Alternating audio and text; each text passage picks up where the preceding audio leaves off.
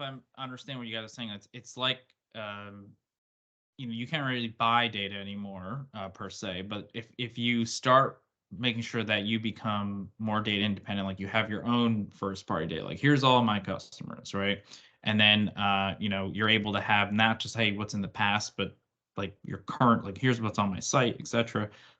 Then you can go find more people like it. So like look-alike audiences, which is a word I think more popularized by Facebook when they came out with that tool. But that is a big part of how you essentially connect all your kind of ongoing first party data to find new audiences. If you can't just go, wave your wand and say, hey, give me the new parents list, right, from XYZ company. So you can use your data more to model. It's almost like if I think about, like, in my head, I'm super visual, right? So I think about like this old school meeting of like two different like tribes or two different camps coming together, and they're like going to do a trade.